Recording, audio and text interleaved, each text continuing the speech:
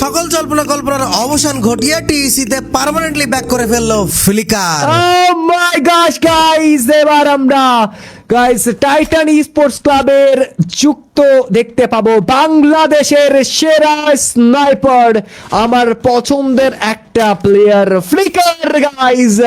তবে কি এতদিন ধরে যেই গুঞ্জন চলছিল, আপনাদের সাথে যেই মজাটা করা হচ্ছিল, একদিক থেকে ফ্লিকার দেয় পোস্ট, অন্য দিক থেকে এক্সট্রিম এক্স তারাও দেয় ধন্যবাদ, এন্ড এট লাস্ট ফ্লিকার যুক্ত হয়েছে। পুরো বাংলাদেশ স্পোর্টস কমিউনিটি এই খবরটার জন্য ওয়েট করছিল। ফ্লিকারের পক্ষ থেকে আর ইএক্সির পক্ষ থেকে একটা পোস্ট দিয়ে যে কমিউনিটিতে উত্তাল ছড়িয়েছিল, পুরো অডিয়েন্সের মনে জাস্ট একটাই প্রশ্ন ছিল, ফ্লিকার কি টিইসিতে ব্যাক করবে? আর সেই সমস্ত জল্পনা কল্পনার অবসান ঘটিয়ে অবশেষে ফ্লিকার আমাদের জানিয়ে দিল যে সে তার পুরনো বাড়ি রেডক্স মানে টিইসিতে আবার ব্যাক করেছে। কিন্তু বিষয় হচ্ছে কমিউনিটির এখনো সবাই এটা জানে না, কারণ ফ্লিকার টিইসিতে ব্যাক করার পরে যে ম্যাচটা খেলেছে সেই লাইভ স্ট্রিমের সেই ম্যাচটা এখনো সবার কাছে পৌঁছায়নি। সো ফ্লিকার কিভাবে টিইসিতে ব্যাক করলো, কোন ম্যাচে টিইসির হয়ে ফ্লিকার খেলেছে, শুধুমাত্র এই ম্যাচে খেলেছে নাকি এখন থেকে পার্মানেন্টলি টিইসিতে খেলবে ফ্লিকার? আর সবচেয়ে বড় প্রশ্ন হচ্ছে ফ্লিকার কি ডাব্লিউসিতে টিইসির হয়ে খেলতে পারবে? এই সমস্ত প্রশ্নের উত্তর খোঁজার চেষ্টা করবো আমাদের আজকের ভিডিওতে। ভিডিওটা কিন্তু তোমাদের জন্য খুব ইম্পর্টেন্ট। যারা ফ্লিকার ফ্যান আছো, যারা টিইসি ফ্যান আছো, ইচ এন্ড এভরিওয়ান এখন এই ভিডিওতে লাইক করে দাও। আজকের ভিডিওর লাইক এম রাখলাম 3000। আমি জানি আমার একটা গুড নিউজ তোমাদেরকে দিচ্ছি, অবশ্যই লাইক এম কমপ্লিট হয়ে যাবে। সো সবাই লাইক করে ভিডিও দেখতে বসে যাও। Let's start brother.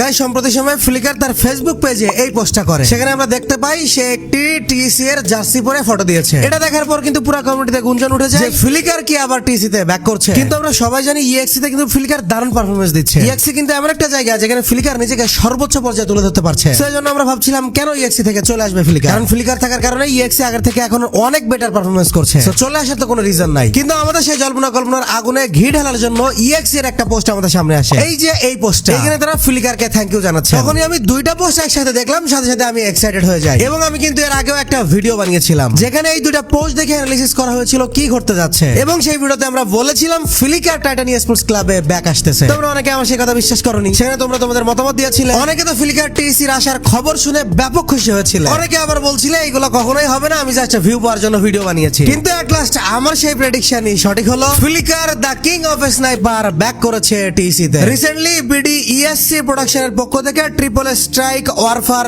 সিরিজের সিজন 1 হয়। এই সিজনের গ্র্যান্ড ফাইনালের চ্যাম্পিয়ন রাশ ম্যাচ ছিল এখান থেকে 2 দিন আগে, এবং সেই গ্র্যান্ড ফাইনালের একদম সর্বশেষ ম্যাচে আমরা টিইসির পক্ষ থেকে ফ্লিকারকে মাঠে নামতে দেখতে পাই। একদম একটা নাটকীয় ঘটনা ঘটে গিয়েছিল। আমরা তো কেউই এই ম্যাচটা দেখার আগে কখনোই জানতাম না যে ফ্লিকার টিইসির পক্ষ থেকে খেলছে। কিন্তু কালকে রাত্রে আমি আর আমার ছোট ভাই এই টুর্নামেন্টটা দেখতে শুরু করি। যেহেতু টিইসি আছে, বিডি টপ 1 আছে, বাংলাদেশের আরো বেস্ট কয়েকটা বড় বড় টিম আছে এবং একটা গ্র্যান্ড ফাইনাল, সো আমরা টুর্নামেন্টটা দেখতে শুরু করি। এক পর্যায়ে সর্বপ্রথম বাংলা ইউনিটি চ্যাম্পিয়ন রাশ অ্যাক্টিভ করে ফেলে, তারপর পরে টিইসি ও চ্যাম্পিয়ন রাশ অ্যাক্টিভ করে ফেলে। এবং সবচেয়ে বড় নাটকের যে ঘটনাটা ছিল যে টিইসি তে প্রথম থেকেই কিন্তু খেলছিল টিইসি রাহাত, এবং রাহাত থাকা অবস্থায় তারা চ্যাম্পিয়ন রাশ অ্যাক্টিভ করে। একটা পর্যায়ে টিইসির পাশাপাশি আরো কয়েকটা টিম, অর্থাৎ মোট প্রায় 4টা টিম চ্যাম্পিয়ন রাশ অ্যাক্টিভ করে ফেলে। লবি আরো হার্ড হইতে থাকে, এবং ওই টুর্নামেন্টের লাস্ট ম্যাচে হঠাৎই আমরা দেখি টিইসি রাহাতের জায়গায় মাঠে নেমেছে টিইসি ফ্লিকার। কোনো অ্যানাউন্সমেন্ট নেই, কোনো অফিশিয়াল নিউজ নেই, একদম সরাসরি মাঠেই নামলো ধামাকা। একদিক থেকে চ্যাম্পিয়ন হওয়ার জন্য লড়াই করা team Titan sports club back সাইডে রুখে দিতে চায় ভাইপার এক্সটিও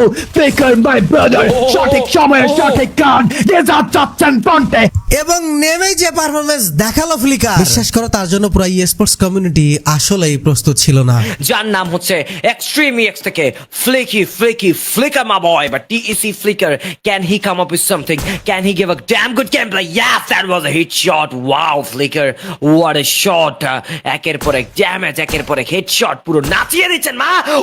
ও মা গো Flicker, you beauty, you beast. এই মুহূর্তে লাইভ স্ট্রিম চলার সময় যারা মাঠে ফ্লিকারকে নামতে দেখেছে এবং ফ্লিকারের এই পারফরম্যান্স দেখেছে, বিশ্বাস করো ভাই, অ্যাজ এ স্পোর্টস ফ্যান তাদের জন্য এরকম ভালো লাগার মুহূর্ত আর হয়তো কখনোই আসবে না। কারণ আমার এই ভিডিওটা বানানোর পর আমি দেখেছিলাম পুরো কমিউনিটি ওয়েট করতেছে ফ্লিকারকে টিইসিতে দেখার জন্য। আর আমি তো বলেও ছিলাম যে ফ্লিকার টিইসিতে ব্যাক আসতেও পারে, হয়তো বা চলেও এসেছে। কারণ এর আগের বার আমরা কিন্তু রাহাতকে দেখেছিলাম এমডব্লিউএস এর সময় রাহাত আর এইচকে তে ব্যাক করেছিল। আর এছাড়াও তো শুধুমাত্র ফ্লিকার এবং ইএক্সির পোস্ট দেখে আমি ওই ভিডিওটা বানাইনি, আমি বর্তমানে টিইসি টিসি এর পারফরম্যান্স, পরপর 2-3টা ইন্টারভিউতে তাদের টিমে একজন ডেডিকেটেড স্নাইপার প্লেয়ার নিয়ে কুট্টুস কি ধরনের মন্তব্য করেছে সেগুলো, এছাড়াও বর্তমান যে লবি তৈরি হচ্ছে এই লবিতে একজন স্নাইপার প্লেয়ার একটা টিমের জন্য কত বড় একটা কি প্লেয়ার, সেই সবগুলো অ্যানালিসিস করে কিন্তু এই ভিডিওতে আমরা বলেছিলাম হ্যাঁ ফ্লিকার টিসি তে হয়তো ইনশাআল্লাহ ব্যাক করবে। কিন্তু এই ম্যাচ দেখার পরে আমরা সবাই যেমন আনন্দিত হয়েছি, সাথে সাথে দুইটা কোশ্চেন আমাদের সবার মাথায় ঘুরপাক খাচ্ছে। সর্বপ্রথম কোশ্চেন হচ্ছে এই যে টুর্নামেন্টে আমরা ফ্লিকারকে নামতে দেখেছি এটা তো একটা আনঅফিশিয়াল টুর্নামেন্ট, এখন থেকে অফিশিয়াল টুর্নামেন্টে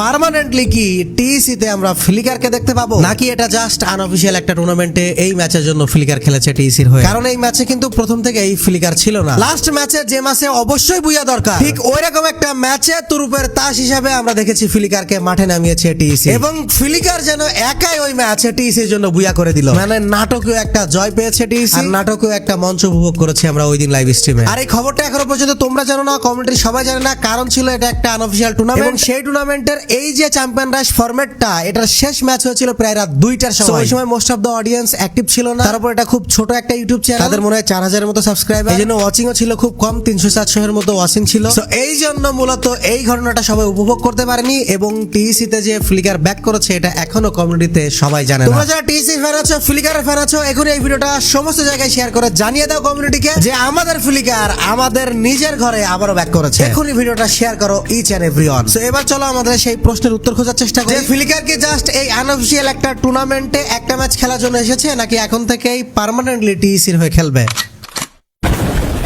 গাইস সত্যি কথা বলতে আমরা এখন যত অ্যানালিসিস করি না কেন, দিন শেষে যদি টিসির পক্ষ থেকে কোনো অফিশিয়াল নিউজ না আসে আমরা কিন্তু সঠিক কোনো কিছুই বলতে পারবো না। এর আগে আমরা যেটাই বলবো সেটা জাস্ট আমাদের ধারণা হবে। সো চলো আমরা সেই ধারণাই করি, এবং আমার অপিনিয়নে ইয়েস ফ্লিকার পার্মানেন্টলি টিসি তে ব্যাক করেছে। রিসেন্টলি কুট্টুসের দু একটা ইন্টারভিউ দেখে কিন্তু আমরা বুঝেই ফেলেছি যে টিসি বর্তমানে একটা ডেডিকেটেড স্নাইপার প্লেয়ারের অভাবে ভুগছে। ইভেন কুট্টুস কিন্তু এটাও ক্লিয়ার করেছে এফএফডব্লিউএস এর ফাইনালে তাদের কাছে ডেডিকেটেড একটা স্নাইপার প্লেয়ার ছিল না বলে তারা চ্যাম্পিয়ন হতে পারেনি। গাইস এটা কিন্তু জাস্ট একটা স্টেটমেন্ট না, এটা টিমের জন্য একটা অ্যাকশন, কারণ তারা চ্যাম্পিয়ন হতে পারেনি। বাংলাদেশের লিডিং পজিশনে থাকা একটা টিম, এটার ক্ষোভ কিন্তু তাদের রয়েছে। আর তারা কেন চ্যাম্পিয়ন হতে পারেনি তার সবচেয়ে বড় কারণ হিসেবে তারা এটাই দাঁড় করিয়েছে যে তাদের টিমে ডেডিকেটেড স্নাইপার প্লেয়ার ছিল না। তার মানে কিন্তু এটা ছোটখাটো কোনো স্টেটমেন্ট না, ক্লিয়ারলি তারা একটা ডেডিকেটেড স্নাইপার প্লেয়ারের অভাবে ভুগছে। আর সেটা পূরণ করার জন্য one of the best Bangladeshi sniper player কে সেটাও কিন্তু কুট্টুস ওই ইন্টারভিউতে ক্লিয়ার করে দিয়েছে। সে বলেছিল বাংলাদেশের ওয়াল টাইম বেস্ট স্নাইপার প্লেয়ার হচ্ছে ফ্লিকার, আর ওয়াল টাইম বাংলাদেশের বেস্ট রাশার হচ্ছে ব্লেড। সো অবশ্যই টিসি যেখানে বুঝতে পেরেছে তাদের টিমে একটা ডেডিকেটেড স্নাইপার প্লেয়ার দরকার, আবার তারা অকপটে এটাও স্বীকার করে যে বাংলাদেশে one of the best sniper player হচ্ছে ফ্লিকার। দুয়ে দুয়ে চার মিলাইলে আর কিছু বলার বাকি থাকে না বা আর কিছু বোঝার বাকি থাকে না। অবশ্যই টিসি ফ্লিকারকে ব্যাক আনবে টিম, এবং ব্যাক আনার জন্য সর্বোচ্চ চেষ্টা করবে, এটাই স্বাভাবিক। এবার তোমাদের আরো একটা বড় প্রশ্নের অ্যানসার দেই। তোমরা অনেকে বলতেছো যদি ফ্লিকারকে আবারই ব্যাক আনে টিসি, তাহলে আরএইচকে থেকে ফ্লিকারকে বের কেন করে দিয়েছিল? কারণ অনেকে এখন এই ভুল ধারণায় আছে যে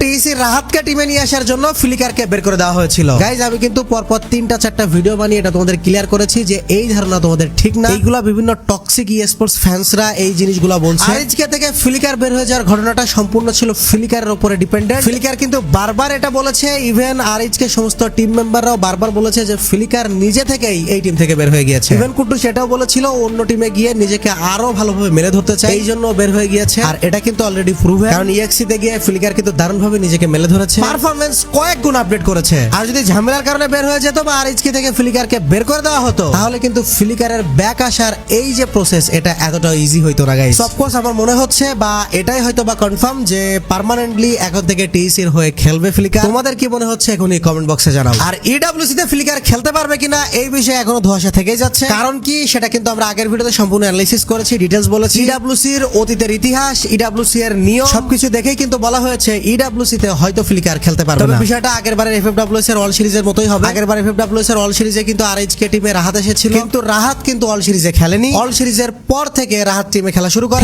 তেমনটাই হয়তো ফ্লিকারের ক্ষেত্রে হতে যাচ্ছে। হয়তো বা ইডব্লিউসি তে খেলতে পারবে না ফ্লিকার, কেন খেলতে পারবে না সেটাও কিন্তু আমরা ওই ভিডিওতে আমরা অ্যানালিসিস করে বলেছিলাম। তো তোমরা যারা ওই ভিডিওটা দেখোনি ওই ভিডিওটা দেখে তাহলে বুঝতে পারবে যে কেন ইডব্লিউসি তে খেলতে পারবে না ফ্লিকার। তবে ওইটা কিন্তু আমার 100% কোনো কনফার্মেশন নিউজ না। অবশ্যই ফ্লিকার কিন্তু খেলতেও পারে ইডব্লিউসি তে, সবকিছুই ডিপেন্ড করবে অফিশিয়াল অ্যানাউন্সমেন্টের জন্য। আমরা স্টিল বসে আছি অফিশিয়াল অ্যানাউন্সমেন্টের জন্য, তো দেখা যাক কি